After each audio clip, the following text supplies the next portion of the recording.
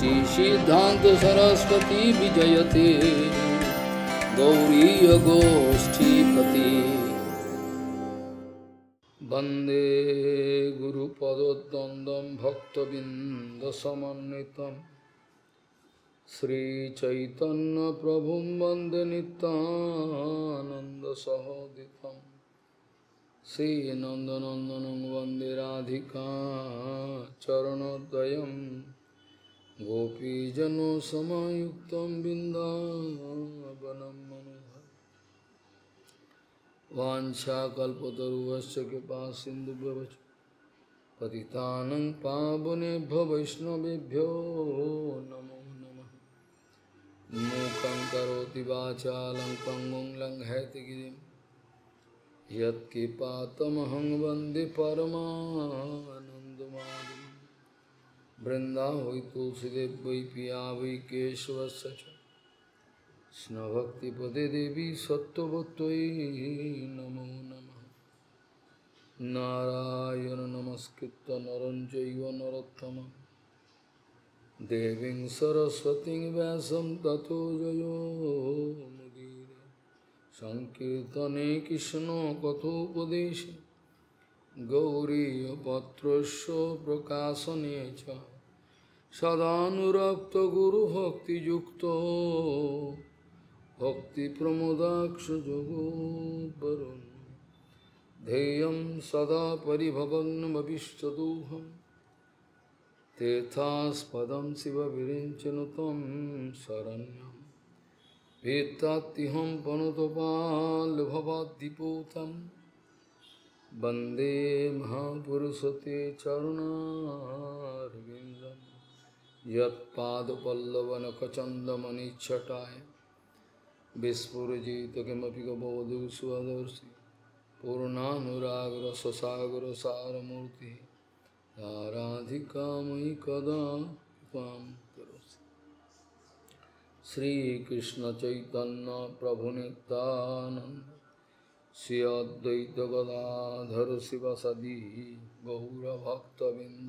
श्रीकृष्ण चैतन्य प्रभु Nityanand Shri Advaita Gadadhar शिवसदि गौरभक्तबिंद।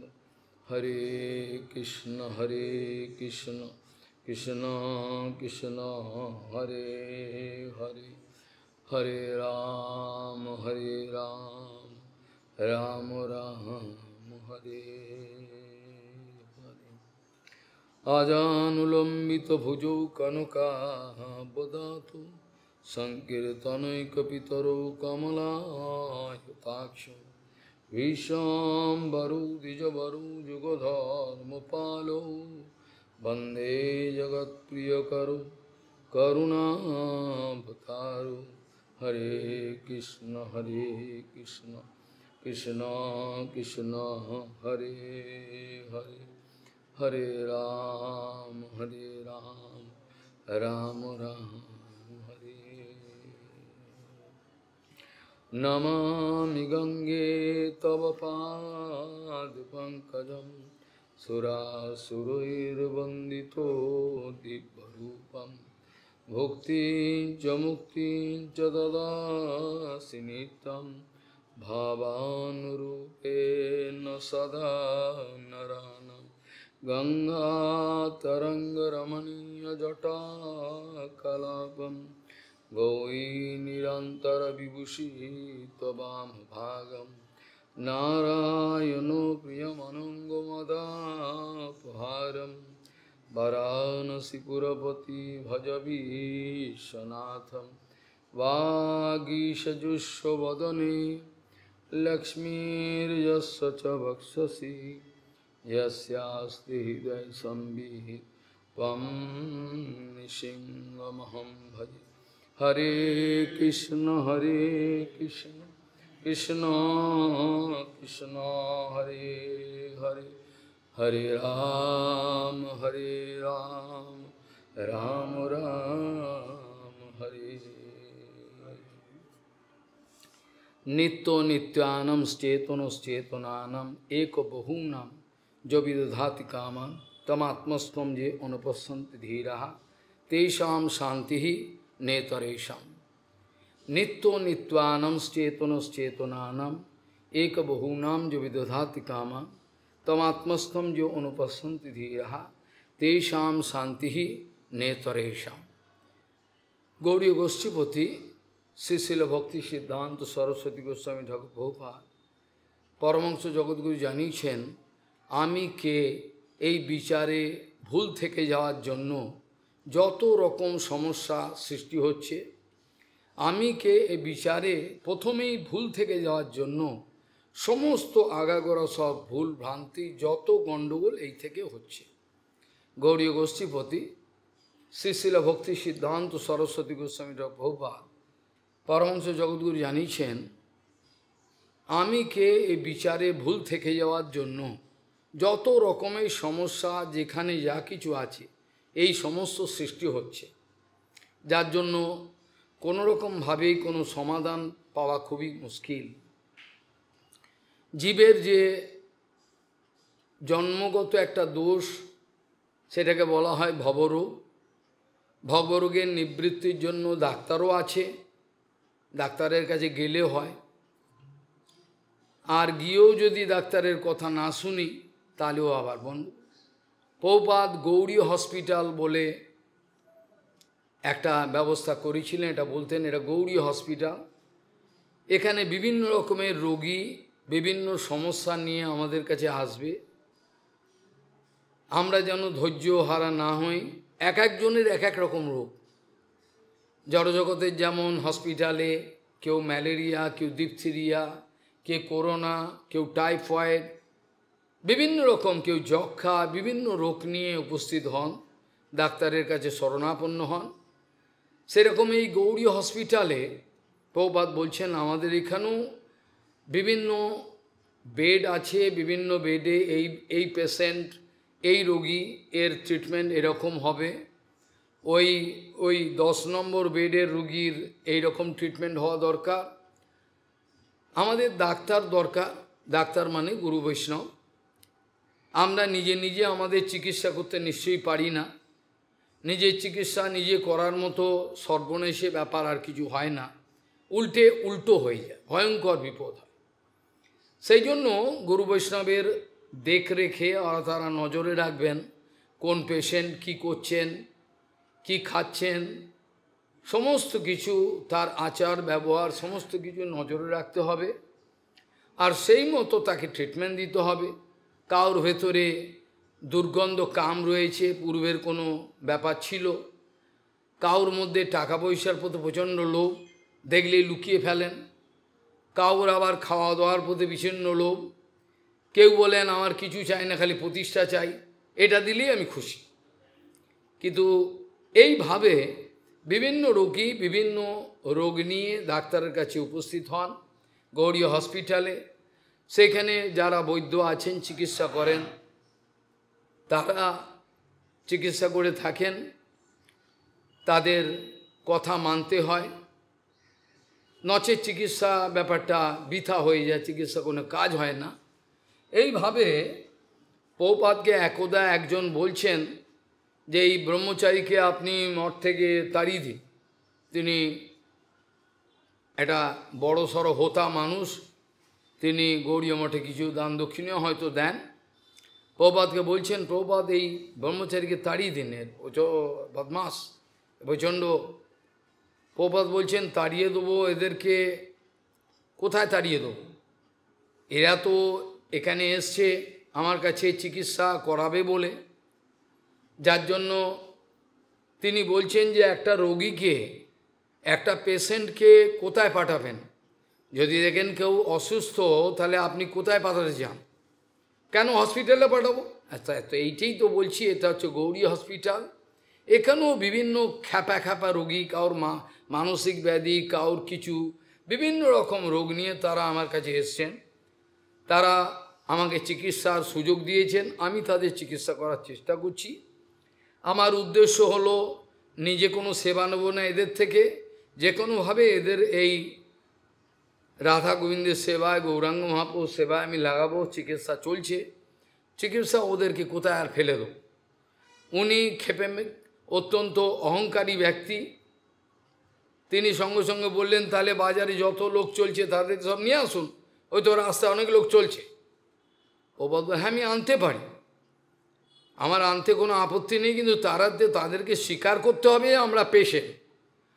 Doctor কখনো বাজারে গিয়ে রাস্তা থেকে ধরে ধরে লোক নিয়ে আসবে না পেশেন্টকে অন্তত বলতে হবে আমি পেশেন্ট। পেশেন্ট যদি স্বীকারই না করে আমি পেশেন্টই না, আমি ভালো মানুষ, তাহলে আর তাকে কি করা, কিছু করার থাকে না। পেশেন্ট যদি স্বীকারই না করে, সে এক কান দিয়ে ঢুকে এক কান দিয়ে বার করে দেয়, তাহলে আর চিকিৎসার কোনো রাস্তা থাকে না। সেই যদি স্বীকার করে, হ্যাঁ আমি পেশেন্ট, আমার এই এই রোগ আছে, চিকিৎসা হলে ভালো হয়, তাহলে সেই অনুপাতে করা যায়, তা নাহলে তো জোর করে কোনো কিছু হওয়া সম্ভব হয় না। এ ভবরোগ এতই ভয়ঙ্কর, যেখানে কোনো অথই জল, কিচ্ছু করার না, এর থেকে রেহাই পাওয়া সত্যিই খুব কঠিন, কিন্তু রেহাই পাওয়া যায়, এটা কোনো মিথ্যে কথা নয়। দ্রষ্টা, দর্শন এবং দৃশ্য এই বিষয়ের উপর প্রভুপাদ অনেক কথা বলতেন। কারণ গৌড়ীয় ভজন শুধু না, যে কোনো ভজনে, বিশেষ করে যারা বৈষ্ণব সম্প্রদায় আছেন, রামানুজ আদি সব, আমি অন্য সম্প্রদায়ের কথা বলছি না, চার অথেন্টিক সম্প্রদায় এবং আমাদের গৌড়ীয় সম্প্রদায় যেটা মাধ্য গৌড়ীয় সম্প্রদায়, এ সমগ্র ভজনের একটা ভিত্তি, ফাউন্ডেশন হলো এই একটা বিষয়ের উপর, দ্রষ্টা, দর্শন এবং দৃশ্য।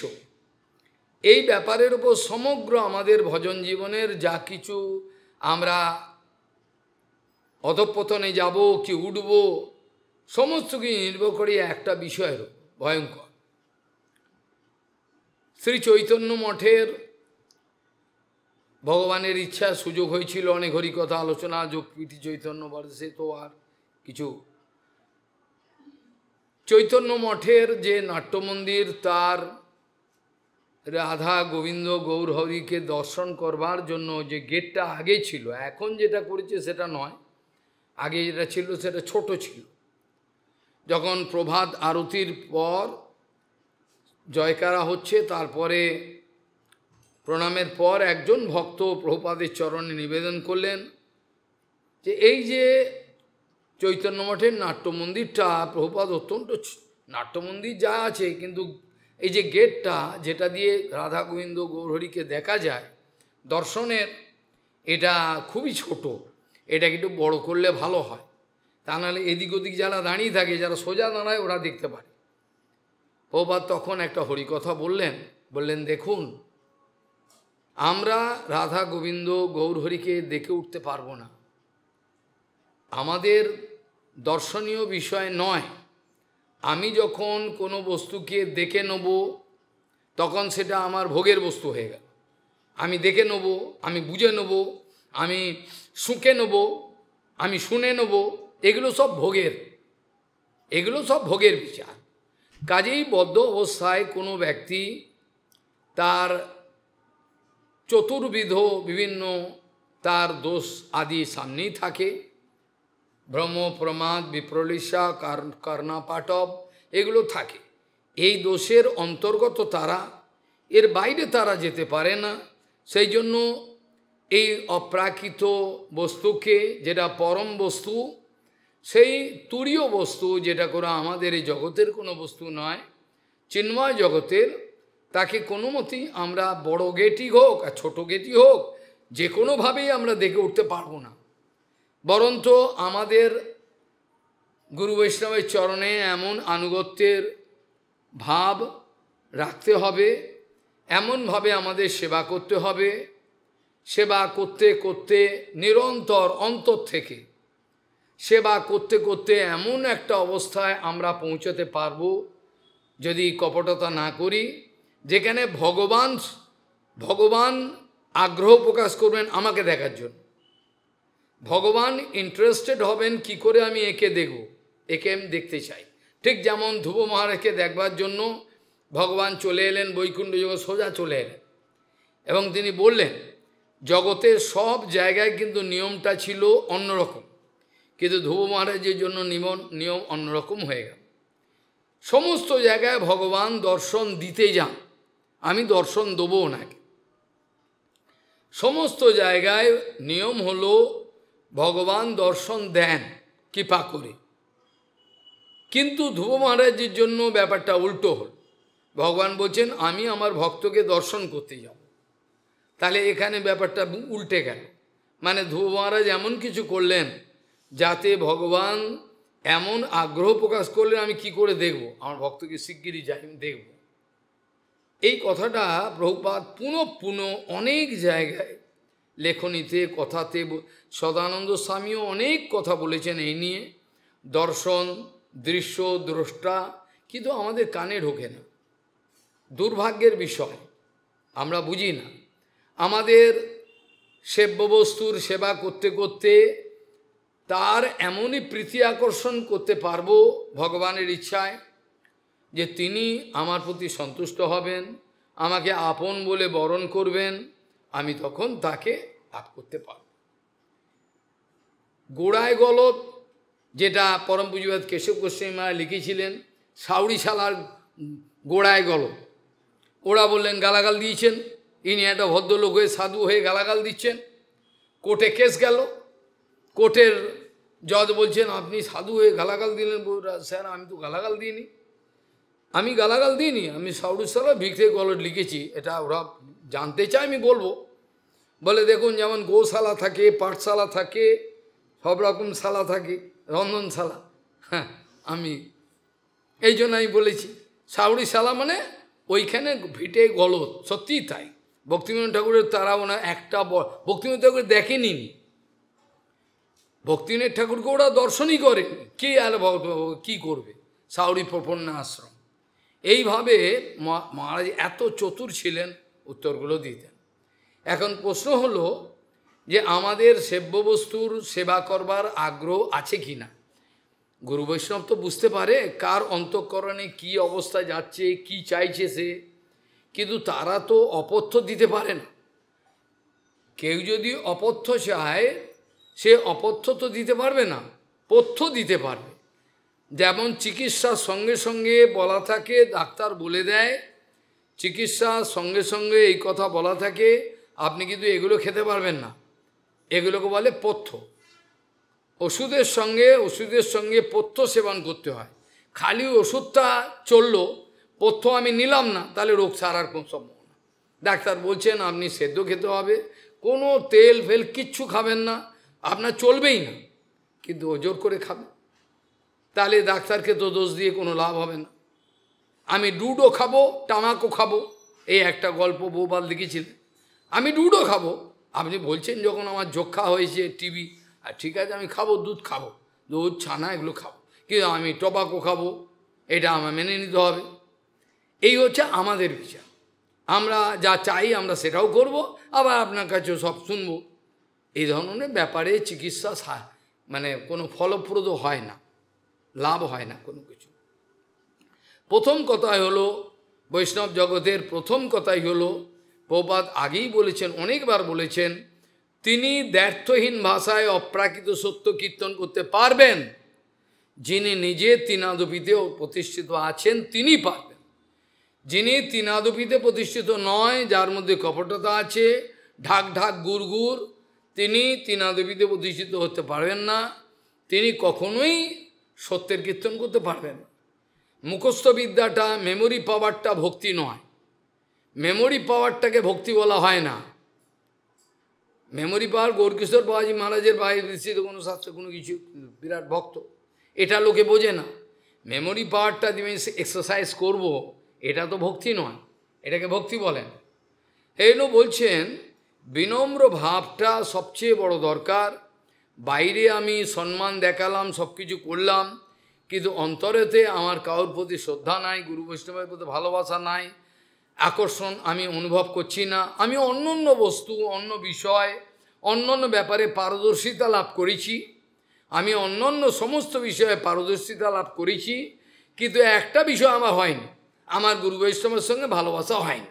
তাহলে সমস্ত কিছুই একটা শূন্য ফল দেবে, যেখানে এটাকে বলা হয় গোড়ায় গলদ। আর আমি অবশ্যই জোর করে গুরু বৈষ্ণবকে ভালোবাসতে পারবো না। কেউ তো বলে ভালোবাসো, আমি জোর করে দেবো? আমার স্বভাব, আমার চরিত্র, আমার সংস্কার আমাকে ড্রাইভ করছে। আমি জোর করে আপনাকে ভালোবাসবো, দুদিন কপটতা করব, তৃতীয় উল্টো বলবো আমি। বৈষ্ণবের প্রতি যে ভালোবাসাটা, এটা তো আর বানিয়ে হবে না। যখনই গৌর বিমুখ নিজজনী জনী পর এই কথা ভক্তিমঠ বললেন, এই কথার মানে অনেকেই বুঝতে পারলো না। এর মানে কি?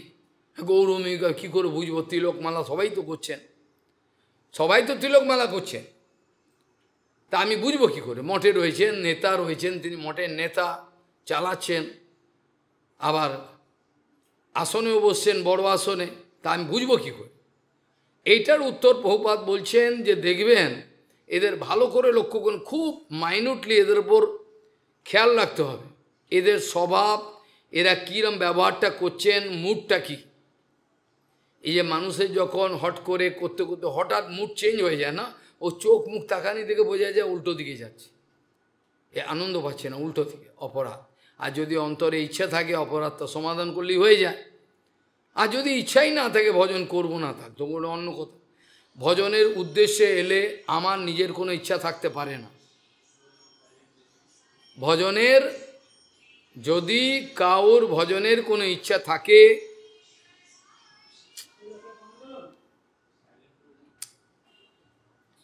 কাউর জীবনে যদি ভজনের কোনো ইচ্ছা থাকে, এটা লক্ষণ দেখবেন, যার ভজনের ইচ্ছা, তে কিন্তু কোর নিজস্ব কোনো ইচ্ছা থাকবে না, নিজের কোনো ইচ্ছা থাকবে না। যখনই নিজস্ব ইচ্ছা থাকবে, তখন শরণাগত নয়, এটা লক্ষণ। যার জন্য বলছেন যে গৌর বিমুখ নিজজনী জনী পর আমি বুঝবো কী করে? বলে ভালো করে খেয়াল করলে দেখা যাবে এরা নিজের স্বতন্ত্রতা বজায় রাখছে, এদের অন্য অভিলাষ ভিতরে আছে। এরা শুদ্ধ গুরু বৈষ্ণবের সামনে থাকতে পারে, কিন্তু অন্তর থেকে নেই, শরীরটা আছে, অন্তর থেকে তারা থাকতে পারছে না। যে তীব্র একটা গুরু বৈষ্ণব আকর্ষণ, একাকার হয়ে যাব, তিনি ছাড়া আমি বাঁচব না, এরকম অবস্থাটা না হলে পরে, গুরুদেব ও তাত্মা না হলে পরে, তখন কেউই গুরুদেবের অন্তঃকরণের যত সিদ্ধান্ত, যত আচরণ, ভক্তি সম্পত্তি যা কিছু আছে, এটাকে পেতে পারবে না। এটা কখনোই হয় না, এটা জ্ঞান দেখো। তিনি কাউকে আচার্যর আসনে বসিয়ে দিতে পারেন কোনো পরিস্থিতিতে, বর্তমানে এখন এমনই হয়েছে, গুরুদেবের কোনো অধিকার থাকে না। কিন্তু বাস্তবিকভাবে প্রভুপাদ বারবার বলেছেন যে আচার্য কখনো নির্ণয় করা যায় না কোনো ভোটের দ্বারা, আচার্য কোনো ভোটের দ্বারা নির্ণয় করা যায় না। এরকম ইলেকশন বা সিলেকশন, আমি ওনাকেই আচার্য করব, আমার পছন্দ আছে, ও দেখতে কিন্তু ভালো, এটা হবে না, এটা হয় না। আচার্য হলো ওপর থেকে ভগবান করেন, যাকে আপনারা কেউই আচার্য বলে মানেন না, দেখা গেল ভগবান তাকেই আচার্য করে দিয়েছেন, তাকে দিয়ে আচার্যর কাজটা করাচ্ছেন। জগতের লোকের বলাতে না বলাতে কিছু যায় আসে না, জগতের লোক অনেক কিছু বলতে পারে, নাও বলতে পারে, তাদের কথায় তো আর অপ্রাকৃত জগৎ চলবে না। সেই জন্য প্রভুপাদ বলছেন, ভালো করে নজর রাখলে দেখা যাবে যে তার স্বতন্ত্রতা বজায় রাখার চেষ্টা আছে। প্রশংসা করলে লোকে খুব ভালো লাগে, খুব আনন্দ লাগে, আর বকলে বা কোনো কিছু করলে তখন বিষণ্ণ হয়ে যাবে। এইভাবে দেখলে বোঝা যায় যে তাদের হরিভক্তির কোনো ইচ্ছা বাস্তবিক আছে কি না। আমি যদি হরিভক্তি করে এসেই থাকি, তাহলে তো আমার কোনো ভয়ের এখানে কিছু নেই। গুরুদেব যদি বলে আমাকে সন্ন্যাস দেবেন, দিন, আপনি আপনার ইচ্ছা হয়েছে আমাকে সন্ন্যাস দিন। একদা কেশব গোস্বামী বললেন তোমাকে আমি সন্ন্যাস দেবো, এসো, তখন তো তুমি বলেন না না এখন থাক, পরে আমি নেবো, তার মানে কি? দুর্বলতা। ওনার সঙ্গে সঙ্গে বুঝতে পারে, সঙ্গে সঙ্গে বুঝতে পারেন এর মধ্যে দুর্বলতা আছে, কোনো একটা ব্যাপার আছে। তাহলে তো যে অপ্রাকৃত জিনিস, যেটা পৃথিবীর লোক পায় না, সেটা দিতে চাইছে, পরে পরে এখন না, তার মানে অনবিলাস আছে। এটা ধ্রুব সত্য কথা। এ রোগ ধরতে 1 সেকেন্ড লাগে। আমার তো নিজের কোনো ইচ্ছা থাকা উচিত নয়, তিনি চাইছেন আমাকে দিতে, নিজে সন্তুষ্ট হয়ে আমি গ্রহণ করব। আমার যদি দম থাকে, আমার যদি দম না থাকে, আমি পারবো না। তো এগুলো দেখলে বোঝা যায়, সেই জন্য প্রভুপাদ বলছেন, দেখবেন সেই ব্যক্তি মুখে মিষ্টি থাকবে কিন্তু অন্তর থেকে গুরু বৈষ্ণবের থেকে দূরে থাকার চেষ্টা করে। তাদের সিদ্ধান্ত, তাদের বিচার ভালো করে লক্ষ্য করবেন, ও জীবনে গ্রহণ করছে না। মিষ্টি কথা না মুখে রেখেছে, সম্মানও করে, দণ্ডবোধ সবই করে, কিন্তু গুরু বৈষ্ণবের আচার আদর্শ অন্তর থেকে যে গ্রহণ করবেন এটা করেন না। কি মিষ্টি কথা বলে ঘুরিয়ে দেন, কায়দা করেন। এই সবার মধ্যে সমস্ত কিছু ভালো করে খেয়াল করলে দেখা যাবে যে এইভাবে সবার মধ্যেও গুরু বৈষ্ণবকে কথা বলার সুযোগ দেবে না, দিলেও অল্প, 2 মিনিট 5 মিনিট, যেটা হয়েছিল ওই এটা এই মুর্শিদাবাদে প্রভুপাদকে 10 মিনিট টাইম দেওয়া হয়েছিল। 10 মিনিট একটা বন্দনা করতেই চলে যায়। সেখানে বোঝা গেছিল প্রভুপাদ বুঝেছেন 10 মিনিটের মধ্যে আবার তাকে বলছেন বন্ধ করুন, বন্ধ করুন আপনার কথা, আমরা শুনবো না। এই হচ্ছে তাদের চরিত্র। কারণ তিনি তার দোষ ছিল, অপ্রাকৃত সত্য কথা বলেছেন যেটা ওদের বিরুদ্ধে যাচ্ছে। কিন্তু গুরু বৈষ্ণব তো অপারেশন করেন না, তারা তো অপারেশন করেন, অপারেশনটা আমি সহ্য করতে হবে। আমি যদি অপারেশন সহ্য করি তাহলে আমার রোগটা চলে যাবে, আমি সহ্য করব না, উল্টে আর উল্টো ভাব দেখাবো আমার কিছুই হয়নি, তাহলে তো আর অপারেশনও হবে না, চিকিৎসাও হবে না, তার কোনো কিছুই হওয়ার কোনো সম্ভাবনা নেই। প্রথম কথাই প্রভুপাদ বলছেন, দেখবেন ওদের লেখা, ওদের সিদ্ধান্ত এড়িয়ে চলবে, এড়িয়ে, বিশেষ করে প্রভুপাদের সময় তো কম ছিল, এখন তো আরও বেশি করে, আরও বেশি করে। প্রণাম মন্ত্র লেখা হলো, আমাকে বলল প্রণাম মন্ত্র এরানো লেখা হয়েছিল, কে এরা তো এদের যে লোকজন থাকেন ইনি তো অপ্রাকৃত, তা তারা তো বাইরের দেশে, তারা প্রণাম মন্ত্র থেকে আনন্দে লাফাতে আরম্ভ, তাতে আমার ছাতিটা ফুলে গেল না। আমি বরঞ্চ দুঃখ পেলাম, এনার যে অপ্রাকৃত গুণাবলী আমার মতো পশু আমি স্পর্শ করতে পারলাম না। খালি ওনার গুণের সমুদ্রের কাছে দাঁড়িয়ে এক বিন্দু স্পর্শ করেছি, 2-4টা লাইন লিখেছি, তাও এটা যথাযথ, এটা বানানো নয়, অন্তর থেকে। তো ওরা আনন্দ পেল, তাতে আমার কিছু যায় আসে না। কিন্তু আমি দুঃখ পেলাম যে ওনার যে গুণাবলী, তার গুণের সমুদ্রে দাঁড়িয়ে আমি 2-1 বিন্দু তুলেছি, আমি তো পারলাম না। তার অপ্রাকৃত আমি কি দেখতে পারবো, আমার তো সম্ভব না। ভক্তিবল্লভ তীর্থ গোস্বামী মহারাজের বলল প্রণাম মন্ত্র, সেটা এখনও আছে, সেটা বিদুরজি মহারাজের তীর্থি কুরবন্তী ওর সঙ্গে সুন্দরভাবে মিলিয়ে ভাগবতের করা হয়েছিল। কিন্তু যখন মহারাজকে দেখানো হলো, মহারাজ মুচকে হাসলেন, আনন্দ পেল। কিন্তু ওই অসুরগুলো কি করলো, আমাকে বলছে মহারাজ এই লেখাটা আপনি একটু চেঞ্জ করে দিন, হিন্দি ভাষী, আমি আর নাম বলবো না, আমার কাউ শত্রু নেই, আমার কেউ শত্রু নয়। এই কথাটা যদি ভুল আপনাদের মনে হয় আমাকে বলবেন, আমি ছুঁয়ে বলবো, শত্রু নয়, আমার কেউ শত্রু নয়, আমি দেখি সব কিছু, বলতে হয় করা কথা বলি। एक बोले महाराज इस लाइन को थोड़ा चेंज कर दो, तो हमारा एक भाव है इसको, हम तो चेंज करते पारबो ना, जो लिख दिया सो लिख दिया, तो আমি চেঞ্জ করব না। তাতে কি হলো, রেগে গেল ওরা নেতা, ওরা গিয়ে কি করলো, আরেকজন মহারাজের প্রণাম মন্ত্রটা ভালো হলো, তাতে আমার কি ক্ষতি হল? ছিল মহারাজ তো অপ্রাকৃত জগৎ থেকে দেখলেন, আমার তো এইটি তার আশীর্বাদটা ছাড়া তো কিছু আমি চাইনি। তার জীবনীটা লেখার পর আমি তো বলিনি আমার নামটা করজোর করে, কোনো জায়গায় আমার নাম ছিল না, সব পুরনো বইগুলো দেখুন, কোনো দিন কাউকে বলিনি এই বইটা আমি করেছি, আমি বলেছি কোনো দিন ছিল। পরে যখন বড় বড় বৈষ্ণবরা আমাকে বকতে আরম্ভ করলো, আপনি গ্রন্থ সম্পাদনা করছেন, এত কড়া কড়া সব কথা সব লিখতে, আপনি নিজের নাম দেবেন না, তার মানে আপনার ভয় আছে। আমার ভয় নেই, তাহলে দিন, ঠেলা যা লিখবেন তার ঠেলা তো আপনাকে সামলাতে হবে, সম্পাদক আপনি বলবেন না কি করে। বড় বড় জ্যেষ্ঠ বৈষ্ণব ঠিক আছে আমি দেবো, তার আগে তো নাম থাকতো না, কোনো নামই শ্রীদাস বাবা বা ছদ্মনাম অন্য কিছু থাকতো। তো কোনো দিন আমার এসব ইচ্ছাও নাই। যারা দেখেছেন আমার অন্তঃকরণ তারা জানেন, আর যারা অন্ধ তারা দেখেননি, তাদের আমি কিছু আর বলতে পারবো না। এইভাবেই চললো, বড় দুঃখের বিষয়।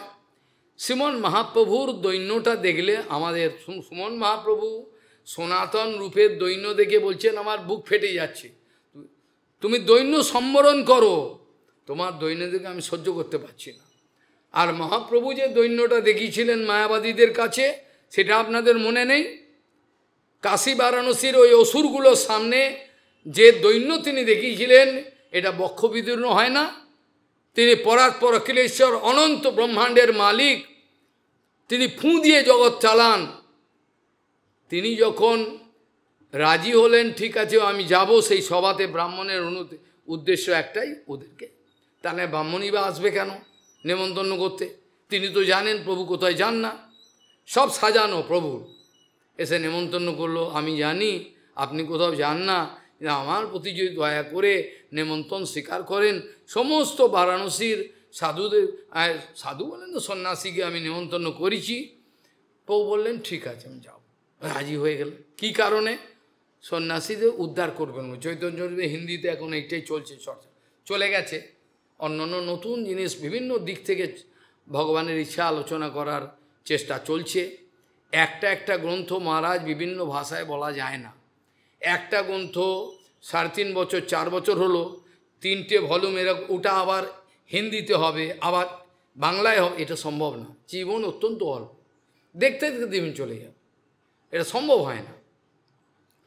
সেখানে যখন মহাপ্রভু গেলেন, প্রথমে কি করলেন, যেখানে কলতলা, সেখানে পা ধুয়ে ওই কলতলার নোংরা জায়গায় বসে পড়লেন, ওখানে বসে পড়লেন। আর প্রকাশানন্দ সরস্বতী যে মায়াবাদীর সবচেয়ে বড়, সে সঙ্গে সঙ্গে চমকে উঠলেন, কারণ প্রভু বসেই কিছু বৈভব প্রকাশ করেছিলেন, কোটি সূর্য সম তেজ। সঙ্গে সঙ্গে তিনি লাফিয়ে উঠলেন, এসে বললেন অপবিত্র স্থানে বসো, কী বা অবসাদ, তোমার অবসাদ কি, তোমার দুঃখ কি, এইখানে বসছো, এইখানে বসে কেউ, এইখানে আসো। আমার আপনাদের সঙ্গে বসবার কোনো যোগ্যতা নাই, আমি নিম্ন সম্প্রদায়, আমি নিচু সম্প্রদায়, আমার এখানেই আমি, আপনারা উঁচু না, এইখানে না, কখনোই হবে না বলে হাত ধরে টেনে গিয়ে সব বসলেন মাথা নিচু করে। ভগবান খেয়াল রাখবেন, এ আমার মতো ছোট কেউ নয়। তিনি বসে এবার তার সঙ্গে তার মুখশ্রী, তার সৌন্দর্য, ভগবানের সৌন্দর্য দেখলে তো একটা পশু অসুরও, তার তো একটা যদি অপরাধ না থাকে, অসুরের তো অপরাধ থাকেই, তা অনেক অসুর আছেন তাদের অপরাধ নাও থাকতে পারে। অসুর জন্ম অবশ্য অপরাধই হয়, যেমন ধরুন রাক্ষসকুলে জন্ম হলেন কে, বিভীষণ, তার তো সেরকম ভাবটা ছিল না, এরকম কম থাকতে পারে। প্রহ্লাদ মহারাজ জন্ম হয়েছেন অসুরকুলে, তার মানে তো সবসময় এরকম নয়, ভগবান পরীক্ষার জন্য ফেলেন। হরিদাস ঠাকুরকে মুসলিম কুলে দিয়েছে, তার মানে তিনি একজন অসুর, এটা তো নাও হতে পারে। তবে স্বাভাবিক এটি, বৈষ্ণবের জন্মকর্মর তো কোনো হিসাব আমরা করতে পারবো না, এটা হয় না। বৈষ্ণবের জন্মকর্ম ন জন্মকর্ম বন্ধনম, বাঞ্ছাগুলো ন জন্মকর্ম বন্ধনম বৈষ্ণবানাঞ্চ বিদ্যাতে, ন জন্মকর্ম বন্ধনম বৈষ্ণবানাঞ্চ নবী। বৈষ্ণবের কোনো জন্ম কর্মবন্ধন নাই, কিন্তু জগতের এইটি হিসাব, যেমন কর্ম সেই কর্মের ফলে জন্ম হবে, এটাই নিয়ম।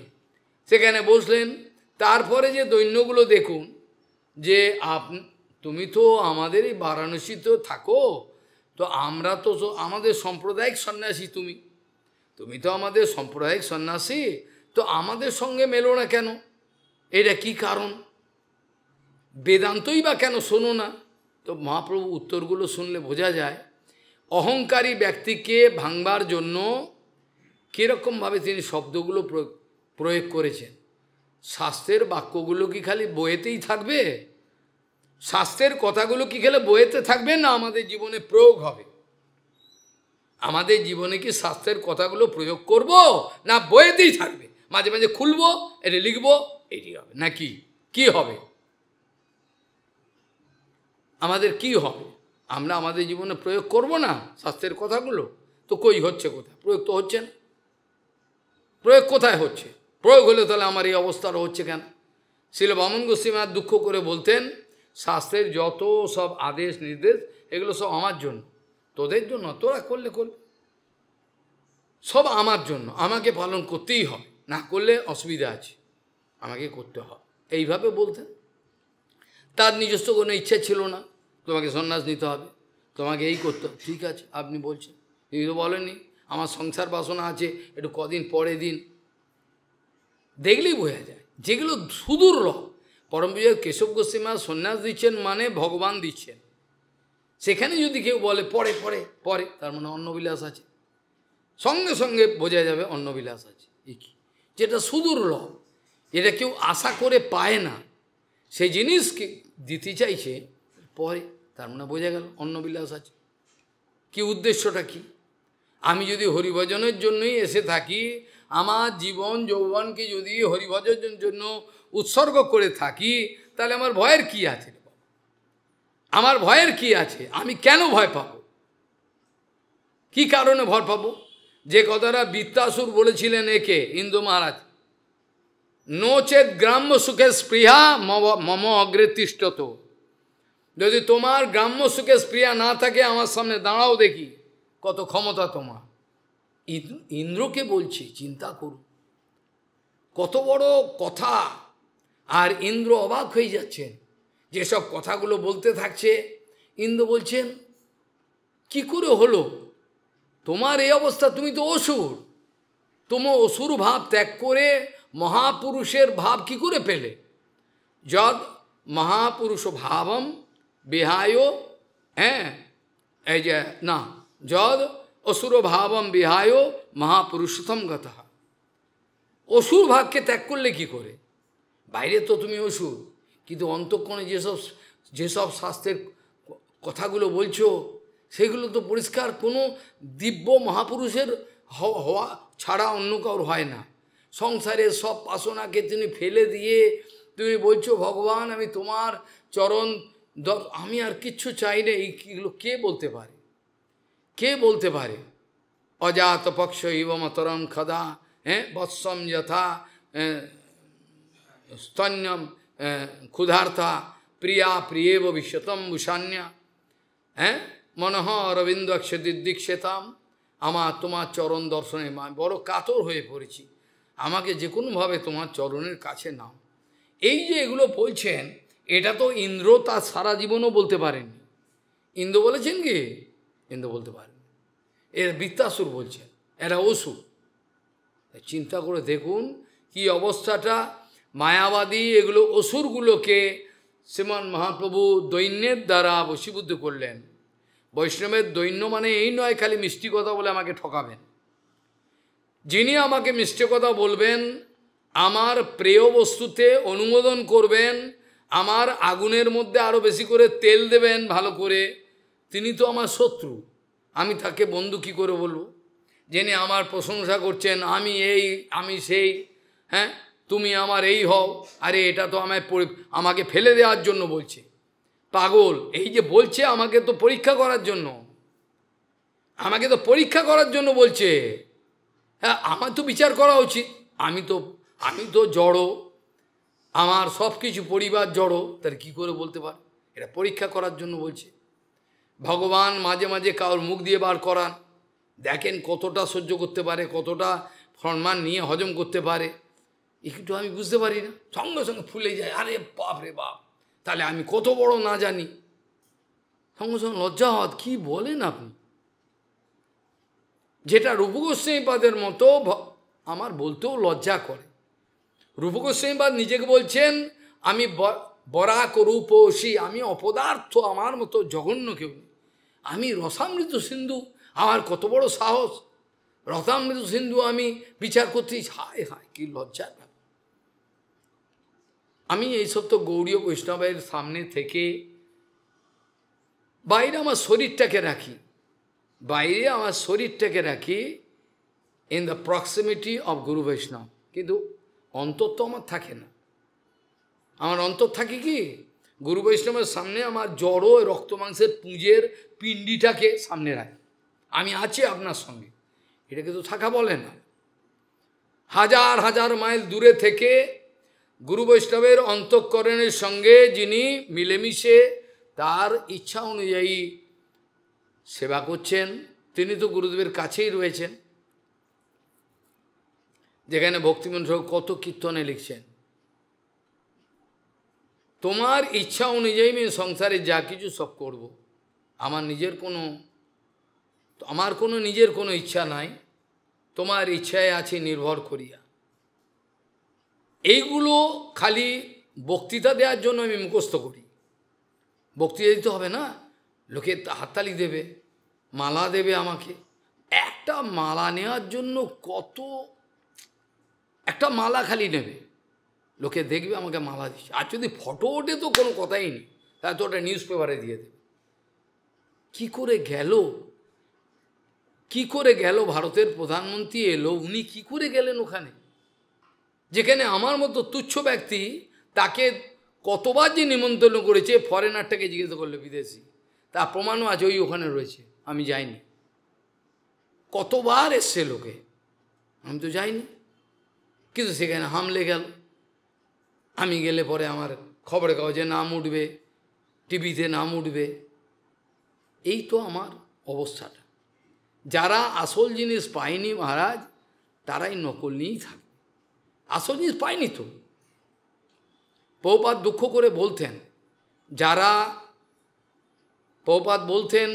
যারা অপ্রাকৃত ভজনের, নিষ্কিঞ্চন ভজনের যে আনন্দটা যারা পেয়েছেন, বিন্দুমাত্র, বেশি নয়, বিন্দুমাত্র আস্বাদন পেয়েছেন আকিঞ্চন ভজনের পরমাংশ যারা, তারা এসব জানেন। যারা এই অপ্রাকৃত ভজনের বিন্দুমাত্র আস্বাদন পেয়েছেন, তারা কখনোই ছাড়তে পারবে, এরা পায়নি। দুর্ভাগ্য, আমার কোনো স্নেহ ভালোবাসার কোনো অভাব আছে বলে কেউ প্রমাণ করতে পারবে না। বলতে পারে মিথ্যে কথা, প্রমাণ করতে পারবে না। তাদের কপাল খারাপ, তাদের খারাপ, সংস্কার খারাপ, হাতে করি খারাপ। তা আমি চেষ্টা করলেও আমি দুঃখ পাই যে এত চেষ্টা করেও হচ্ছে না কেন। নিশ্চয়ই আমি অপদার্থ। প্রভুপাদ বলতেন, আমি কেন পারলাম না, নিশ্চয়ই আমি অপদার্থ। আমি ওনাকে এই কথা বোঝাতে পারলাম না। উনি এখনও রাক্ষস সাধ্য করার জন্য বাবা মারা গেছেন না দৌড়ালেন। আমি তাকে বোঝাতে পারলাম না, আমি তাকে ভক্তি কাকে বলে বোঝাতে পারলাম না। তা এটা আমার দোষ, আমি অপরাধী, এই কথা তিনি দুঃখের সঙ্গে বলতেন। তাহলে ইন্দ্র মহারাজকে এরকম শাসিয়ে বলছেন, তোমার যদি গ্রাম্য সুখে স্প্রিয়া না থাকে, আমার সামনে দাঁড়া, দেখি দাঁড়া। গ্রাম্য সুখে থাক মানে দুর্বলতা আছে, আমার এখন ভোগ করতে হবে, তখন পালাবে, তা তো পালাতে পারবে না। আমার যদি বুক চওড়া থাকে, যেখানে জড়জগতের কবি লিখছেন, চিত্ত যেথা ভয় শূন্য উচ্চ তথা শির, যেখানে চিত্তের মধ্যে কোনো ভয়ই নেই, তখন মাথা উঁচু করে চলব। কে আছে আমাকে গালাগাল দিক, মারতে আসুক, মার, মাথা উঁচু। একমাত্র গুরু বৈষ্ণব, শুদ্ধ গুরু বৈষ্ণবের কাছে, ভগবানের কাছে মাথা নিচু। অসুরের কাছে আমি মাথা নিচু করব না, তাতে আমার যা কিছু হোক। অসুরগণের কাছে মাথা নিচু করব, আমি কোনো কম্প্রোমাইজ করব না। আমার নাম চাই না, যশ চাই না, কিচ্ছু চাই না। যা হয় ভগবানের। নিত্যানন্দ প্রচারের মালিক, আমি নিত্যানন্দ বাবুকে পুনঃ এই কথা বলেছি, এই ব্যাসাসনে বসে বলছি, আমার প্রচার নিত্যানন্দ বাবুর ইচ্ছায়, এর গোপন কথা আমি বলতে পারবো না। তিনি যদি যেদিন বলবেন বন্ধ করো, আমি বন্ধ করে দেবো। ও বলো, আমি বন্ধ করে দিই, আমার লাগবে না। প্রচারের একান্ত অধিকারী নিত্যানন্দ প্রভু, তিনি করাচ্ছেন বলে একটা ভিখিরি অবস্থায় প্রচার যতটুকু যা হচ্ছে। আর যদি অসুরগুলো বাধা না দিত, তাহলে পৃথিবীর প্রত্যেকটা কোণে কোণে চলে যেত। এই কথা অনেকেই স্বীকার করেছে, প্রত্যেকটা কোণে কোণে। যদিও এখন গেছে, দেশে তো সব জায়গায় যায়নি। এটা ভগবানের ইচ্ছা, প্রচার হলো হোক, আর বন্ধ করলে করো। আমার তো লাভ লোকসানের কোনো হিসাব নাই। আমি তো বলি, উঠে চলে যা যা যা, আসবি না এখানে। কত লোককে ফরেনারকে তাড়িয়ে দিয়েছে, এখানে যা, আসবি না এখানে, ডিক্লেয়ার করে দিয়েছে, এখানে আসবি না, যাও অন্য জায়গায়। আমার বেশি লোকের কাছে কথা বলতে হবে না, কথা ভগবানের ইচ্ছায় যাবে। ভগবানের ইচ্ছা হলে কোটি কোটি লোকের কাছে চলে যাবে, দেখতে পারবেন, ভগবানের যদি ইচ্ছা হয়। না হলে বন্ধ করে দিই। এইভাবে দেখা যায়, প্রথমেই বিচারে ভুল হয়ে যায়, আমি কে। বারবার শুনছি, আমি কে, বিচারে ভুল হয়ে গেল। আমি কে বিচারে যখন ভুল হয়ে গেল, তখন সম্পূর্ণ অঙ্কটাই ভুল হয়ে গেল। টাকা পয়সা, পারিপার্শ্বিক সব পরিবেশ সব নিয়ে জড়িয়ে আমি ভোগার খালে ডুবে মরব, হয়ে গেল। তো বুঝতে পারলাম না, আমি কে আগে বোঝ, খালি মুখস্থ করলে হবে? জীবের স্বরূপ হয় কৃষ্ণের নিত্যদাস, আরে কৃষ্ণ নিত্যদাস বোঝ, এটা অনুভব কর। জীবের স্বরূপ হয় কৃষ্ণ, বোঝ এটা। জীবের স্বরূপ হয় মায়ার নিত্যদাস, পাগল কোথাকার। জীবের স্বরূপ হয় মায়ার নিত্যদাস, ঠিকই ঠিকই কথা, এইটি ঠিক। যেখানে শ্রীমন মহাপ্রভুকে বলছেন তুমি বেদান্ত শোনো না কেন? আমাদের তো এইটা অত্যন্ত প্রশংসার বিষয়। বেদান্ত বাক্যেশ সদা রমন্ত্যম কৌপিনবন্তম খলু ভাগ্যবান। আমরা কৌপিন পড়া বেদান্ত ওদের মতো ভাগ্যবান কেউ আছে? তা তুমি বেদান্ত শোনো। মহাপ্রভু ওদের অহংকারকে ধূলিসাৎ করবার জন্য এই কথাগুলো বললেন। দেখুন সত্যি কথা বলবো, কি যদি মনে না করেন বলি। বলে হ্যাঁ, গুরু মোরে মূর্খ দেখি করিল শাসন। তুমি মূর্খ, তোমার নাই বেদান্ত অধিকার। কৃষ্ণ মন্ত্র জপই এই মন্ত্র সার।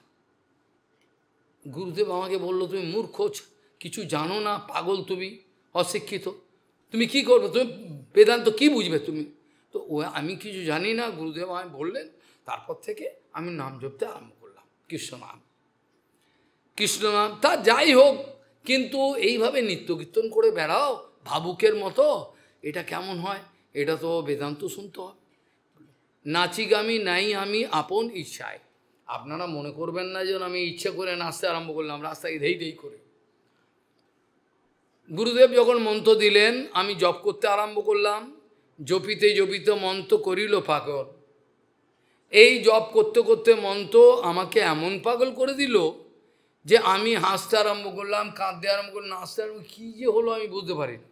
শেষে ভয় পেয়ে গেলাম, কি আমি কি পাগল হলাম? গুরুর কাছে গিয়ে বললাম দেখুন আমার এই অবস্থা দাঁড়িয়েছে। গুরু বললেন এইটি তো দরকার রে, এইটি তো প্রয়োজন।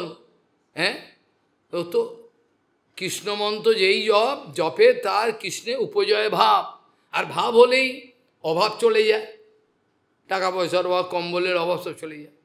তখন সেই এই জন্য নিত্য কীর্তন আমি করি। প্রহ্লাদ মহারাজের ওই শ্লোকে উদাহরণ দিলেন, হসতি রোদতি রৌতি উন্মাদবৎ লোকবাহ্য। হ্যাঁ, এইভাবে আমি নিত্য কীর্তন আমি নিজের ইচ্ছায় করি না।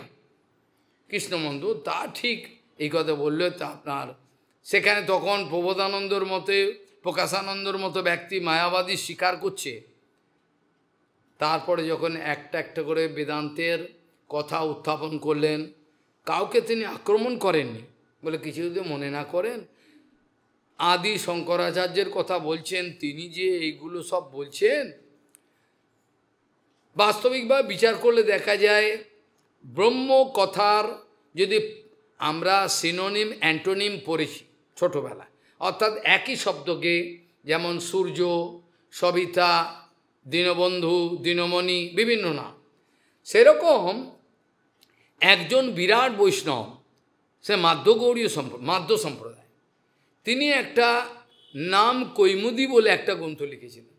সেখান থেকে যত প্রমাণ বিশ্বের, সেই প্রমাণ তিনি উঠিয়ে সমস্ত দিয়েছিলেন। সেই প্রমাণগুলো ভগবত নাম সংক্রান্ত। আর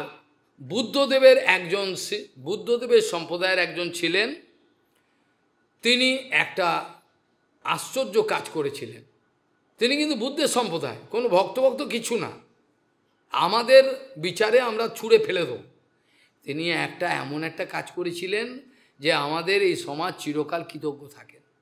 তিনি কি করেছিলেন, যে কোনো একটা শব্দের, সেই শব্দের কি লিঙ্গ কি, অমরকোষ বলে একটা বই, তিনি কিন্তু বুদ্ধিস্ট, এমন একটা কাজ ভগবান তাকে দিয়ে করে ফেলেছে। কী করে করালেন কে, করতেও পারে কেউ, করে অসুরও কাজ করে অনেক রকম।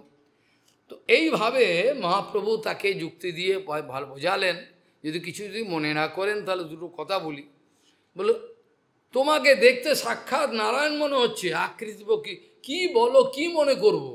তোমার কথা শুনে এক একটা মিষ্টি কথা, কর্ণের রসায়ন, কর্ণ একেবারে আনন্দে ডুবে যাচ্ছে।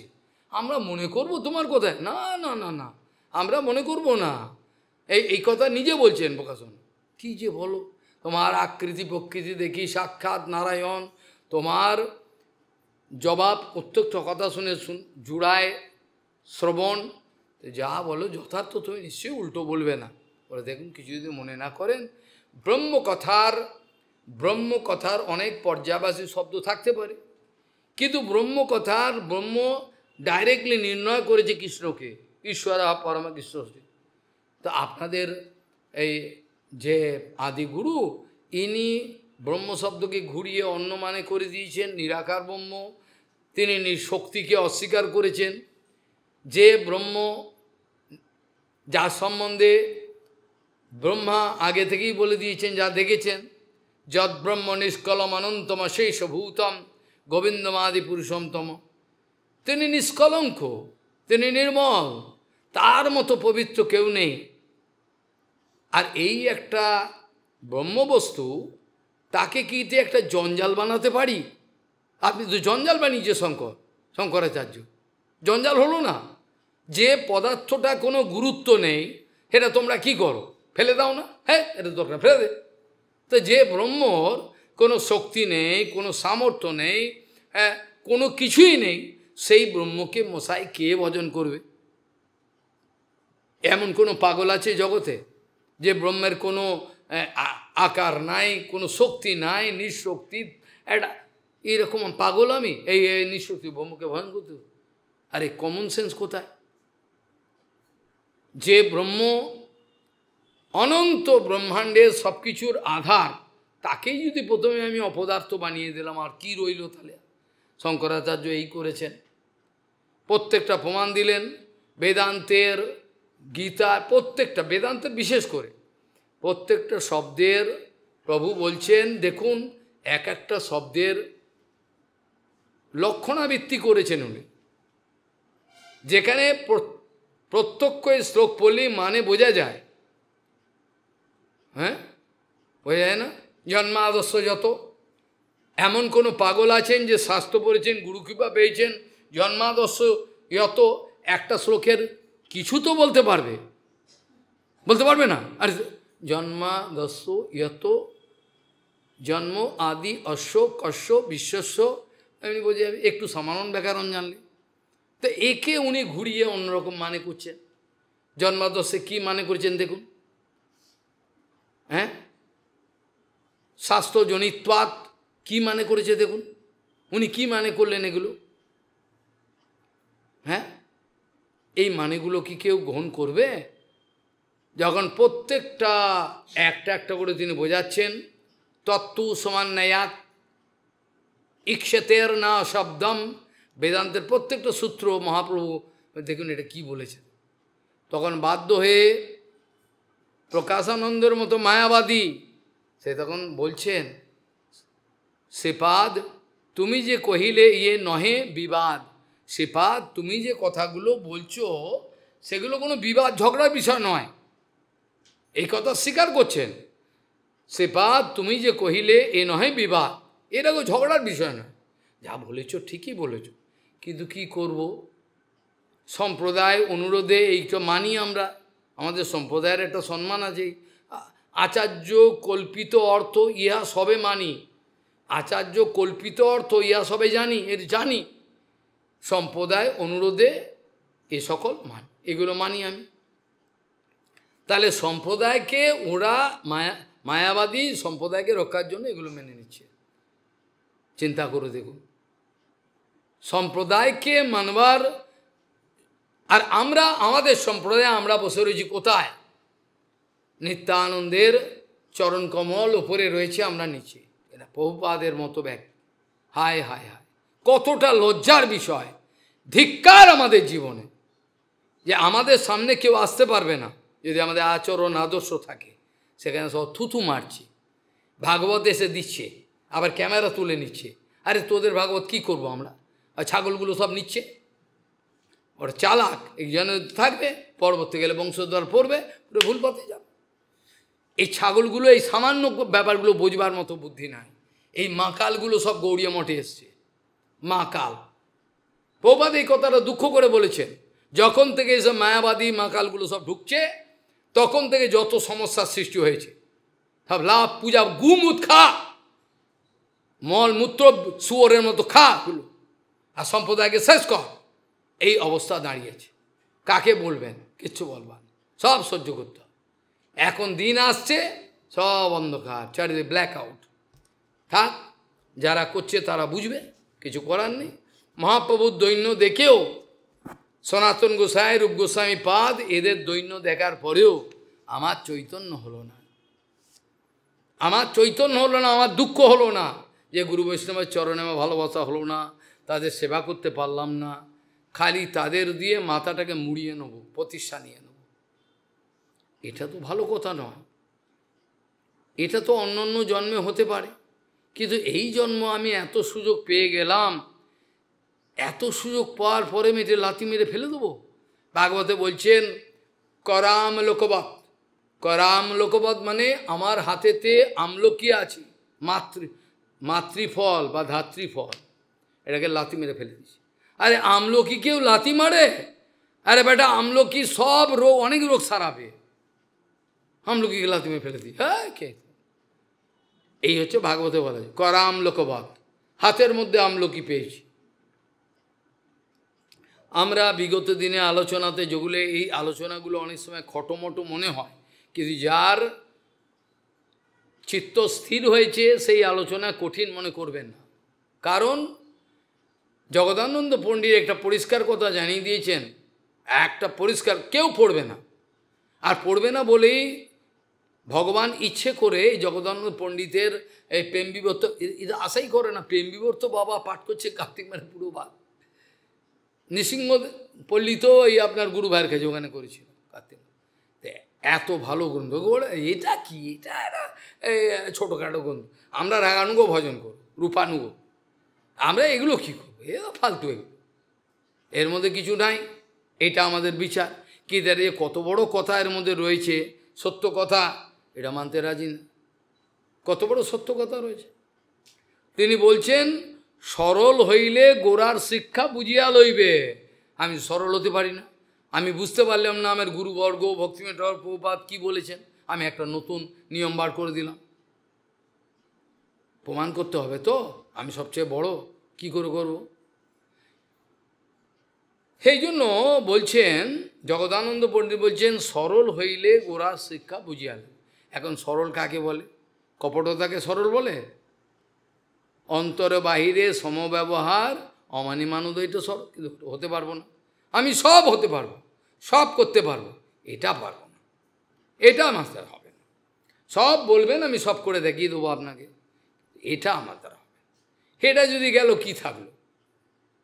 গুরুপাদ পদ্ম ফোগলা দাঁতে হেসে হেসে বলতেন, বড় মনে পড়ে, খুব হাসতা, বলতেন বৈষ্ণব বাবা, বৈষ্ণব ভাব মনে বড় ছিল সাদ, তিনাদবি শুনি শুনে পড়ে গেল বাদ। আর তিনাদবি ওটা আমি হতে পারবো, বাকি সব পারব।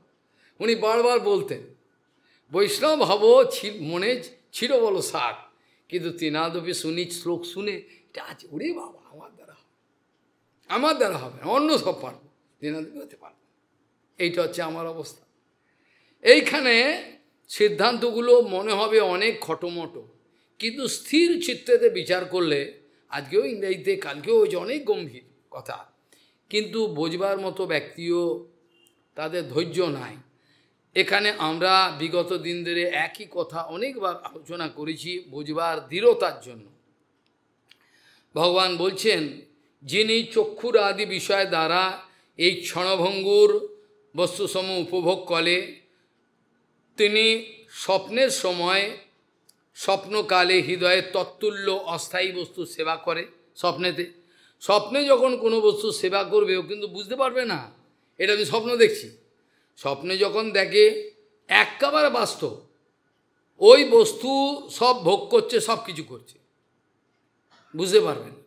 ভগবান বলছেন দেখো, যিনি জাগ্রত দশায় যা দেখেন জড়জগতের ইন্দ্রিয়ের দ্বারা, যত ইন্দ্রিয়ের দ্বারা জড়জগতের শব্দ স্পর্শ রস গন্ধ সব কিছুই এটা উপভোগ করছেন, তো ভগবত ভক্ত করে না।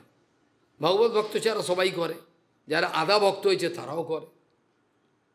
যারা ভগবানের সেবা সম্পূর্ণ দিয়েছেন তারা এই জগতের কিছু ভোগ করেন না, তারা সব জানেন এগুলো ভগবানের সেবার বস্তু।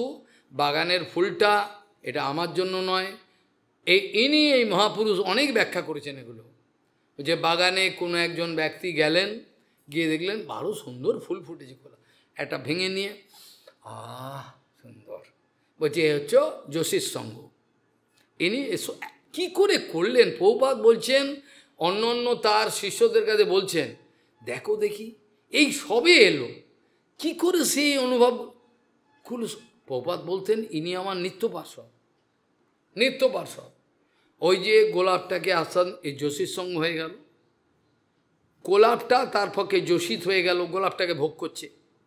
সমস্ত বস্তু ভগবানের সেবার উপকরণ, কোনো বস্তু আমার ভোগের বস্তু হতে পারে না। এটা যতক্ষণ উপলব্ধি না হবে, সেবারাজ্যের কিচ্ছু হয়নি, সেবারাজ্য কিছুই হয়নি, কিছু জানেই না। জগতের যে কোনো বস্তু, যে কোনো ব্যক্তি, কামিনী কাঞ্চন যা কিছু দৃশ্যমান জগতে আছে, সমস্ত আমার নয়। কনকের দ্বারে সেবহ মাধব, তোমার কনক ভোগের জনক, কনকের দ্বারে সেবহ মাধব। অনেক কথাই বলছেন, কিন্তু কানে ঢোকে না, এক কান দিয়ে বার করে ভাববে, স্থিরতা লাভ করে না। চিত্ত এতই চঞ্চল। এই শাস্ত্রের গুরুপাদ পদ্ম কত বছর আগে বলেছেন, এক একটা কথা সমস্ত মনে রাখতে হয়। যারা বাস্তবিক সাধু হওয়ার জন্য এসছেন, 1 বছর আগে কি বলেছেন সেটাও মনে করে বলে দেবে। 1 বছর আপনি এই বলেছেন, 1 বছর আপনি এই 1 বছর আগে এই বলেছেন। বামন গোস্বামী বলতেন 1 বছর আগে গুরুদেব এই সময় এই বলেছিলেন। কি করে বলতেন? এ তো মিরাকল। কতটা তার ডেডিকেশন, কতটা তার আত্মত্যাগ, কতটা তার গুরুদেবের চরণে লীন হয়ে গেছেন, তার নিজস্ব কোনো পরিচয়ই নাই। যেই কেশব সেই বামন। এটা হওয়া গল্পকথা নয়, এটা গল্পকথা নয়, একটু গল্প বানিয়ে একটু দার্শনিক বিচার করতে আলতালি দেবে, এটা নয়। এটা করে দেখাতে হয় যে গুরুদেব যা করতেন আমার মধ্যে কি সেই বিচার আছে, ঠিক যা যা করতেন তাই যাচ্ছে কি, নাকি অন্য। ওই জন্য ভাগবত বলছেন, স্নিগ্ধস্য, ভাগবতী মহাপুরাণে লেখা আছে, স্নিগ্ধস্য শিষ্যস্য গুরবৌ গুহ্যনপি হতো। এমন কোনো গোপনীয় কথা নাই যেটা ভজনের রাজ্যের, যেটা গুরুদেব শিষ্যকে বলেন না। যেটা কোন শিষ্য? স্নিগ্ধ শিষ্য। যে স্নিগ্ধ শিষ্য আছেন তাকেই তিনি বলেন, ভজনের গোপন কথাও বলেন, তিনি কোনো লোকান না। এখন স্নিগ্ধ কাকে বলে? যে বেশি করে লাইন হাঁটতে পারে সেই স্নিগ্ধ। স্নিগ্ধ মানে হলো, স্নিগ্ধর ইংরেজি কথা হলো কি? সোবার। কি, এটা তো ইংরেজি কথা আমরা নেব না, আমরা তো গ্রহণ করবো না, এটা তো মানে হচ্ছে না। স্নিগ্ধ কথার ব্যাখ্যা প্রভুপাদ বলছেন, যার জীবনের কোনো নিজস্ব কোনো আশা আকাঙ্ক্ষা কিছু নাই, যেখানে গুরুমুখ পদ্মবাক্য হৃদয়তে করিয়া ঐক্য, আর না করিও মনে আশা। প্রত্যেক আচার্যের একটা একটা ভাষণ, একটা একটা কথা, আপনার ক্ষমতা থাকলে আপনি প্রমাণ করে দেখান তো প্রভুপাদের সঙ্গে মিলছে কিনা। আমার সঙ্গে ঝগড়া করতে হবে না, আমি কে আপনার। আপনি প্রত্যেকটা তুলুন, তুলে এক একটা যা বলছে যা করছে সেগুলো প্রভুপাদ বা তার গুরুদেবের সঙ্গে মিলছে কিনা, তাহলে হয়ে যাবে। ঝগড়া করার তো কেন কিছু নেই। মুখে বলা যায় গুরু মুখ পদ্মবাক্য হৃদয়, তোকে খোল ফেটিয়ে একেবারে কীর্তন, আর কাজের সময় অস্তলম্বা কিছু না। কাজেই সেখানে বলছেন, প্রভুপাদ বলছেন যার জীবনে দেখা যাবে তার সামগ্রিকভাবে গুরু বৈষ্ণবের সঙ্গে মিলিয়ে নিয়েছেন। এমনভাবে মিলিয়েছেন যে এক চুল মাত্র কোনো পার্থক্য নাই। চুল তো দূরের কথা, পার্থক্যের গন্ধ পর্যন্ত নাই। যা প্রভুপাদ তাই কেশব, যা ভক্তিপ্রমোদ পুরী গোস্বামী কেশব তিনি তাই। এটা কি হতে পারবে? করে দেখান তো আমাকে। কাজেই অ্যাডভার্টাইজমেন্ট অনেক করা যায়, কিন্তু প্রচার করা যায় না। ওরই কথা বলে প্রচার করা যায় না। অ্যাডভার্টাইজমেন্ট আলাদা দিনে, আমার পয়সা বলা আছে করে দেবো ধুমধাম করে, কিন্তু প্রচার ওই ধরনের জিনিস নয়। এগুলো প্রচার হয় নাই। প্রভুপাদের বিরুদ্ধ আচার আদর্শ সিদ্ধান্ত বিচারগুলো জগতের কাছে বলে পয়সা আনা, এটা বেশি দিন টিকবে না, ধ্বংস হয়ে যাবে।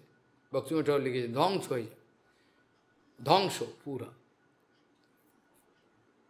যেখানে বলা হচ্ছে, প্রভুপাদ বলছেন সম্পূর্ণ আচার আদর্শ গুরুদেবের সঙ্গে মিলে যাবে, যে সিদ্ধান্ত গুরুদেবের তার হবে, তার কোনো আলাদা কোনো সিদ্ধান্ত বিচার হবে না, তার পছন্দ অপছন্দ, তার যা কিছু ভক্তির যা কিছু বিশেষত্ব, এগুলো সব দেখা দেবে তার মধ্যে। তাহলে বুঝতে পারবে, তাহলে বুঝতে হবে সে হচ্ছে স্নিগ্ধ, যার কোনো পার্থক্যের গন্ধ পর্যন্ত নাই, যা গুরুদেব দেয়, এটাকে স্নিগ্ধ শিষ্য বলে। আর এই স্নিগ্ধ শিষ্যর হৃদয়তেই গুরুদেবের আচার আদর্শ সিদ্ধান্ত বিচার যা কিছু সব থাকতে পারে, বাকি কারোর মধ্যে থাকা সম্ভব হবে না। এখন ভগবান বলছেন দেখো, জাগরণ অবস্থায় এবং স্বপ্নের দশায় এবং যখন সুষুপ্তিকে রয়েছ, তখন এই তিন অবস্থাতে সাক্ষী হিসাবে কে রয়েছে জানো? কে রয়েছে? সেই তো আত্মা, সেই একই একই তিনি রয়েছেন। তিনটে, এটা বুদ্ধির মায়াদেবীর এটা ভেলকিবাজি, তিনটে অবস্থায় যে সাক্ষী রয়েছেন উনি হচ্ছেন সেই আত্মা, অন্য কেউ নয়। তার আগে বলেছেন, তার আগের শ্লোকে বলেছেন, যেটা অল্প ব্যাখ্যা হতে পেরেছিল, অসত্বাদ আত্মনো অন্বেষাম ভাবানাম তৎকৃতাভিধা গতয়ো হেতবশ্চাস্য মৃষা স্বপ্নদৃশ যথা। বলছেন দেখো, বিচার করে দেখো, এই জগতে যা কিছু উদ্ধব দেখছো সব কিছু ভেলকিবাজি। যদি তুমি বিচার করে দেখো, আত্মা ছাড়া কিন্তু কিছু নেই। ভালো করে চিন্তা করে দেখো, আত্মা ছাড়া কিন্তু কিচ্ছু নেই। আত্মা অবশ্যমিদম সর্বম যৎকিঞ্চিৎ, সমস্ত জায়গায় সেই ছেয়ে রয়েছে। ঈশাবশ্যমিদম সর্বম যৎকিঞ্চিৎ জগৎ, সমস্ত জগতের কোণে কোণে সব ইনফিনিটি, সেখানে সেই ঈশাবশ্যমিদম সব ব্যাপক রয়েছে, তিনি রয়েছেন। আত্মা ছাড়া কোনো কিছু নেই, আত্মা ছাড়া কোনো কিছু নেই। যদি সমগ্র জগৎ থেকে যার যার ভেতরে আত্মাগুলোকে রয়েছে সব, যত, একটার কোনো নাম আমি খাটছি না, কোনো দেশ ছাড়বো না, জলে স্থলে অন্তরিক্ষে যেখানে যত আছে সব প্রাণকে এক্ষুনি আমি উইথড্র করে নেব। বোঝা গেল? বোঝা গেল না? তো তুলে নেব, উইথড্র মানে তুলে নেব। যখনই যেখানে যত পশু পাখি আছে অনন্ত ব্রহ্মাণ্ডে 84 লক্ষ জনিতে যেখানে বর্তমানে এখন অ্যাট প্রেজেন্ট যত আছে সব থেকে আমি আত্মাটাকে তুলে নিলাম, আমি আর আত্মা রাখবো না। এবার কি হবে জগতের পরিস্থিতি? কোনো একজন যদি কমন সেন্স থাকে বিচার করে দেখুক, কমন সেন্স খালি বিচার করে দেখুক, কি দাঁড়াবে? কি পড়ে থাকবে? সব ম্যাটার, সব পদার্থ, দুর্গন্ধ, পচা রক্ত মাংস, কি পড়ে থাকবে? কাঠ পাথর মাংস রক্ত এইসব পড়ে থাকবে, আমি সব তুলে নিলাম। এবার ভেলকিবাজিটা বুঝুন যে থরে থরে কোণে কোণে আত্মা অনুপ্রবিষ্ট হয়ে এই আমাদের জাগরত দশায় যা দেখছি এগুলো সব দেখাচ্ছে সিনেমার মতো। ভগবান বলছে দেখো, স্বপ্নে যা দেখো বিচার করে দেখো, এটাও কিন্তু স্বপ্নের মতো। জ্ঞানী ব্যক্তি এগুলোকে স্বপ্নবৎ দর্শন জানেন, এগুলো থাকবে না। এই আছে এই নেই, পাখি যেন পাখা মেলে পাক না, এই আছে এই নেই, এই কালকে দেখলো নেই। তো যে বস্তুর স্থায়িত্ব নাই, অস্থায়ী ক্ষণভঙ্গুর, সে ভাই বন্ধু পিতা মাতা টাকা পয়সা ভোর বাড়ি, আমি কি এতটাই চেতনা হারিয়ে ফেললাম, এতটা আমি নিচে নেমে গেলাম যে এগুলো বুঝতে পারছি না, এগুলো বুঝবার মতো আমার যে বিচার বুদ্ধি সেটাও হারিয়ে গেল। এগুলো কিছু না, শত কষ্ট হলেও আমাকে প্রভুপাদের কথাটাই মানতে হবে। আমি জানি এ কথা মানা যায় না, এটা অসম্ভবের পরে প্রভুপাদের কথা মানা যায়, কিন্তু মানতেই হবে। অসম্ভবের পরে বলে কোনো কিছু কথা নেই, যেটা প্রভুপাদ ওইটাই মানতে হবে। আমি জানি এটাতে মানা যায় না, আমি পারবো না, সহ্য হবে না, মানতেই হবে। আর দুটোর থেকে শ্যাম রাখি না কুল রাখি, এ শ্যাম রাখো তো কুল রাখতে পারবে না, আর কুল রাখে তো শ্যাম রাখবে না, দুটো একসঙ্গে রাখবে এর চালাকি চলবে না, শ্যামও রাখবো কুলও রাখবো, দুটোই আর থাক না, কি আছে, হবে না, এটা রাখা যাবে না, দেখে না একটা রাখো, হয় কুল রাখো না শ্যাম রাখো, এটা হবে না। এইভাবে ভগবান বলছেন দেখো বাস্তবিক পক্ষে যত বর্ণাশ্রম ধর্ম, যত ডিগ্রি লোকের, যত এক একটা, কেউ ডাক্তার, মুক্তার, কেউ বিরাট সায়েন্টিস্ট, কেউ কেউ বিরাট অফিস, সব কিছু ভগবান বলছেন বিচার করে দেখো উদ্ধব, যত বর্ণাশ্রম ধর্ম, বর্ণ এবং আশ্রম ধর্মের যা যা কিছু বিভেদ, তার মধ্যে যত কিছু সম্মান অসম্মান, যা কিছু জগতের যত টাইটেল আছে, উপাধি আছে, চিন্তা করে দেখো কিন্তু সব কিন্তু মায়া নির্মিত, এগুলো কিন্তু কোনোটাই সত্য নয়। আত্মা উদ্ধব, আত্মা ছাড়া কিচ্ছু সত্য নেই, সব তোমাকে ভেলকিবাজি দেখে যে বোকা বানাচ্ছে, দুদিনের ফুস করে উড়ে যাবে ফানুস।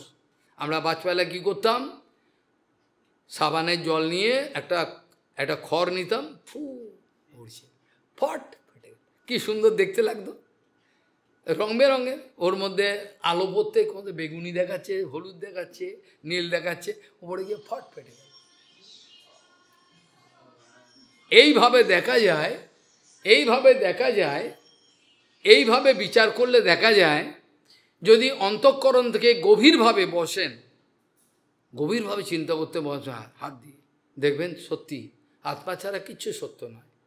যেটাকে সত্য বলে মনে হচ্ছে, শাস্ত্রকাররা বলছেন এইটাই তো মায়ার ভেলকিবাজি, মিথ্যা বস্তুতে সত্য স্ফুরণ করিয়ে ছাড়বে ও ঘাত ধরে। মায়ার কার্যই হলো এটা, মায়ার কার্যই হলো এটা, মায়া মিথ্য বস্তুতে সত্যি স্ফুরণ করিয়ে ছাড়বে। তুমি করবে, তোমার বাবা করবে, মিথ্যা বস্তুতে সত্যি, মিথ্যা সত্য না, এটা ঠিক, এইটা হলো মায়ার কার্য। মায়ার কার্য, মায়া চারটিখানি কত নয়, যেখানে শঙ্কর ভগবান বলে বাবা আমি গ্যারেন্টি দিতে পারবো না, কোনো বাবা নেই জগতে যে মায়াদেবীর সঙ্গে চ্যালেঞ্জ করবো আমি দেখে নেবো তোমাকে, কেউ নেই। ঋষি মুনি থেকে আরম্ভ করে শঙ্কর ভগবান ব্রহ্মাও বলতে পারেন না, কেউ বলবেন না আমি দেখে নেবো মায়াকে, এতই ভয়ঙ্কর। মম মায়া দুরত্যায় আত্মা বাস্যমিদম সর্বম যৎ কিঞ্চিৎ জগৎ, যে কথা দিয়ে শুরু করেছিলাম, এটাতে কি নিত্য নিত্যানাম চেতন চেতনানাম, মানে কি সমগ্র অনন্ত নিত্য বস্তু চারিদিকে দেখা যাচ্ছে, সেই নিত্য বস্তুর মধ্যে যিনি পরম নিত্য, এগুলো কোনোটাই তো নিত্য নয়, নিত্যর মধ্যে আত্মাটা আত্মা নিত্য, এটা ঠিকই কথা, আত্মা তো মরবে না, আত্মা তো মরবে না। বাসাংসি জীর্ণানি যথা বিহায়ু নবানি গৃহ্ণাতি নর অপরাণী, মরবে না তো আত্মা। তাহলে সমস্ত নিত্য বস্তু বলতে ভগবান বলছেন যে আত্মা যেগুলো নিত্য আছে, নিত্য ধাম আছে, নিত্য সব কিছু, নিত্য বস্তু সব কিছুর মধ্যে পরম নিত্য হলো আমি।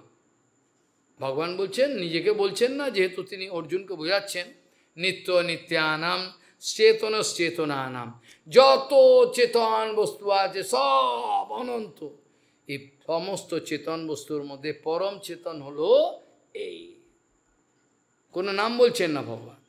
ভগবান যত নিত্য নিত্যানাম চেতন চেতনানাম একো বহুনাম, এক থেকেও যিনি বহু, যিনি নিত্যের মধ্যে পরম নিত্য, যিনি চেতনের মধ্যে পরম চেতন বস্তু, সেই বস্তুকে যে অনুপশন্তি শব্দ কথা আছে, অনুপশন্তি কেন বলল, মানে হলো গুরু বৈষ্ণব আনুগত্যে দর্শন করতে, পশন্তি মানে দেখা, কিন্তু নিজে আমি বড় হয়ে আমি দেখে নেবো এরম না, অনুপশন্তি গুরু বৈষ্ণবের পরম আনুগত্যে সেই বস্তুটাকে দেখবার সুযোগ পাবে তুমি।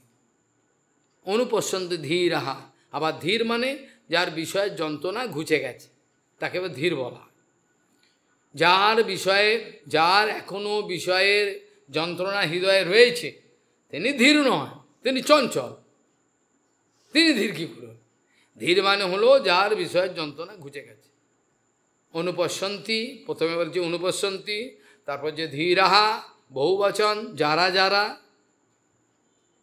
তাদের কথা বলা হয়েছে। তারা কি করবে, বলছেন নিত্য নিত্যানাম চেতন চেতনানাম এক বহুনাম যবিদধাতি কামান, সমস্ত জগতের সমস্ত কাউর কামনা বাসনা যিনি গ্র্যান্ট করে থাকেন, অনুমোদন করে থাকেন, তিনি কিন্তু সেইটি।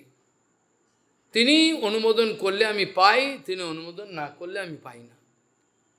তিনি অনুমোদন করলে আমি পাই, নালে খাওয়ার থালা সাজানো আছে এরকম সোনার থালায়, এখানে খেতে পাবো না।